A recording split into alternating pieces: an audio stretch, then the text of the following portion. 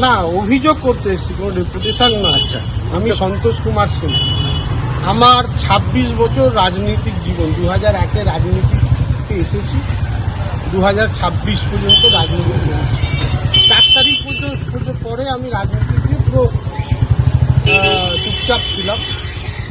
তার কারণ হচ্ছে, দেখুন, এবারে দল শ্রীরামপুরে আমাকে টিকিট দেওয়ার চেষ্টা বলেছিল। আমার সব লোকেরা যারা আমার আশেপাশে থাকে সবাই বলেছিল যে তুমি কি টিকিট নিচ্ছ, এবং বহু বড় বড় মাথা আমাকে ফোন করেছিল যে পাপ্পু তুমি দাঁড়ালে জিতবে। কিন্তু আমি ভোর 6টা থেকে রাত্রির 12টা পর্যন্ত মানুষের পরিষেবা 26 বছর দিয়েছি। আমি বুঝতে পেরেছিলাম যে তৃণমূল হেরে যাবে, কিন্তু যেই দলটার সাথে 26 বছর থাকলাম তার সাথে কি করে বেইমানি করবে। আজকে যারা দলের সাথে বেইমানি করছে খারাপ দিনে, তাহলে কাল তো বিজেপির সাথেও করতে পারে। আমি সেই জন্য নিজেকে সাইলেন্ট করে নিলাম যে আমি যদি 26 বছর যেই গাছের ফল খেলাম সেই গাছটা এখন বলবো পচা মরা।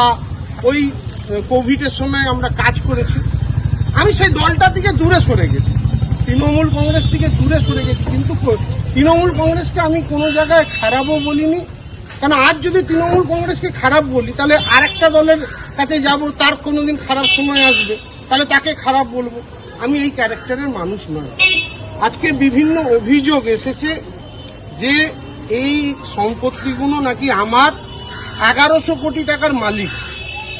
শ্রীরামপুর পৌরসভার বাইরে আমার বউয়ের, আমার পরিবারের কারোর,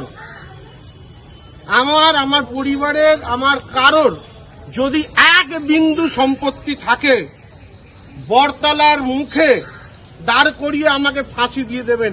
শ্রীরামপুর পৌরসভার বাইরে, আমি শ্রীরামপুর পৌরসভার বাইরে যদি আমার একটা সম্পত্তি থাকে, আমার মূল সম্পত্তি আজকে আমি বলতে বাধ্য হচ্ছি যে আমার 2.5 কোটি টাকা টোটাল সম্পত্তি, সব মিলিয়ে প্রপার্টি মিলিয়ে, মানে ক্যাশ টাকা নিয়ে, সেই 2.5 কোটির ভেতরে 60 লক্ষ টাকা আমার ব্যাংক লোন আছে, আইডিবিআই ব্যাংকে আমার 60 লক্ষ লোন আছে, আর একটা পার্সোনাল লোন 10 লক্ষ আছে, 70 লাখ টাকা লোন আছে আমার 2.5 কোটি সম্পত্তির ভেতরে।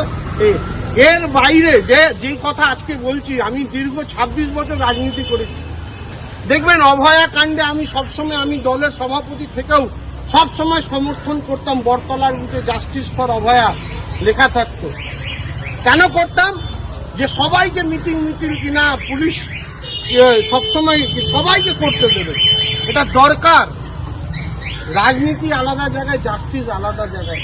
আমি শ্রীরামপুরে কারোর ওপর অত্যাচার করিনি। রাত 12টা, 1টা, 2টো ওয়ার্ল্ড হসপিটালে 170 জন চাকরি করে, আপনারা গিয়ে জিজ্ঞেস করে নেবেন 170 জনকে কি কারো দিয়ে 10 পয়সা। আমি গেলে তাদেরকে চা বিস্কুট, সরস্বতী পুজো করলে খাওয়াটাও আমি দিতাম।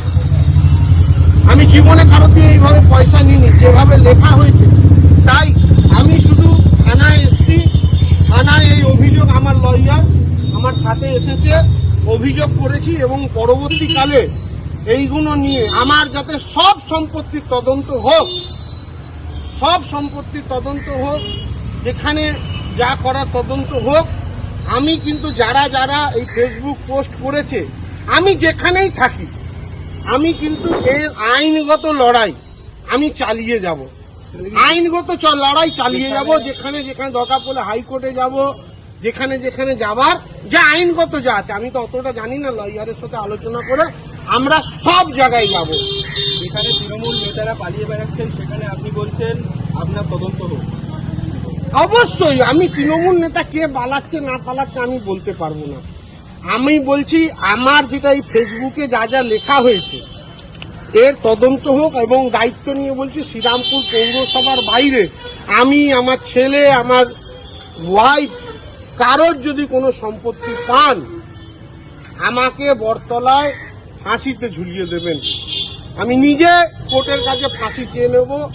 যদি আমার 2.5 কোটি টাকার সম্পত্তি আছে, তার ভেতরে 70 লাখ টাকা ব্যাংক লোন আছে, সব কাগজ আছে, 70 লাখ টাকা ব্যাংক লোন আছে, 60 লাখ টাকা আর 10 লাখ টাকা পার্সোনাল লোন আছে।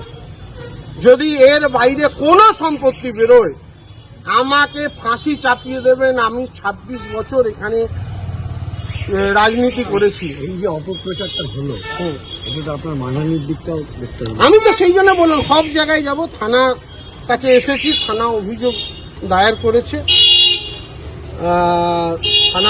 দায়ের করেছে, বাকিটা এর পরবর্তী পদক্ষেপ।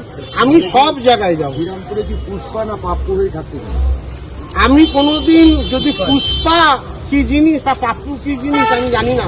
আমি খেলাধুলা থেকে নিয়ে কালচারাল জগৎ, আমি দেখুন এই হেরিটেজ উৎসবের কথা, যেখানে বহু মানুষ এসেছে, হেরিটেজ উৎসব, আমি যত বন্ধু বান্ধব আছে, যত শ্রীরামপুরের ব্যবসাদার আছে, আমি সবাই থেকে চেয়ে এই উৎসব করতাম।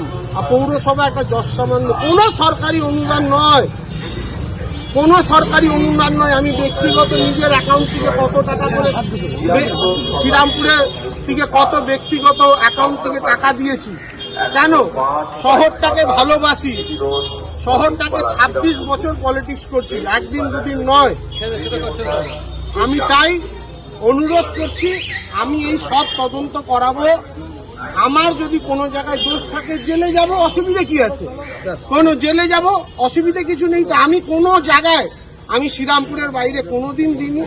আমাদের 5 থেকে 6 মাস বাদে নভেম্বর মাসে পৌরসভা ভোট, তার আগের পর্যন্ত যেহেতু আমাদের একটা দায়িত্ব আছে, যতটা পারছি। এত কিছু হওয়ার পরেও আপনার শীর্ষস্থানীয় নেতারা কি আপনার পাশে আছে? আমি তো কোনো নেতাকে পাশে চাইনি, আমার কোনো নেতাকে আমি পাশে চাইনি। কোনো নেতা, যেদিন আমি 2001 সালে তৃণমূল কংগ্রেস করতে এসেছি, কোনো নেতাকে ধরে এসেছি নাকি?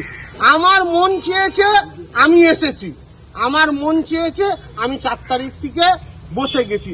আমি কোনো নেতাকে ধরে তো 2001-এ আসেনি। কখনো ভেবেছিলাম নাকি যে মমতা বন্দ্যোপাধ্যায় রাজ্যের মুখ্যমন্ত্রী হবে? কোনোদিন ভাবিনি। আমরা দলটা করে গেছি, তখন আমি 2খানা লাক্সারি বাসের মালিক। আমি 2001 সালে 2খানা লাক্সারি বাসের মালিক। আমি ভাবিনি যে রাজ্যের মুখ্যমন্ত্রী মমতা বন্দ্যোপাধ্যায় হবেন, আমি কাউন্সিলর হব, কখনো ভাবিনি। হয়েছি, আজকে নেই ক্ষমতা।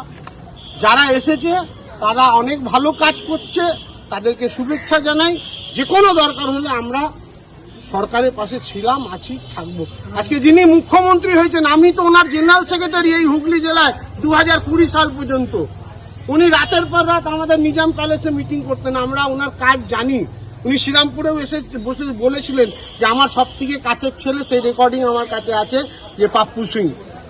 তো আমি তো বলিনি যে দাদা আমি তোমার সাথে কাজ করেছি, দারুণ কাজ করছে। উনি কাউন্সিলর থেকে আজকে মুখ্যমন্ত্রী হয়েছেন। দৃঢ় বিশ্বাস রাজ্যের মুখ্যমন্ত্রীকে, আমার দৃঢ় বিশ্বাস আরো যারা বিজেপির নেতৃত্ব আছে, এখানে যিনি আমাদের ভাস্করদা আছেন, সবার উপরে বিশ্বাস যে ওনারা সবাই গ্রাসরুট থেকে উঠেছেন, অন্যায় হতে দেবেন না, এইটুকুনি আমার বিশ্বাস।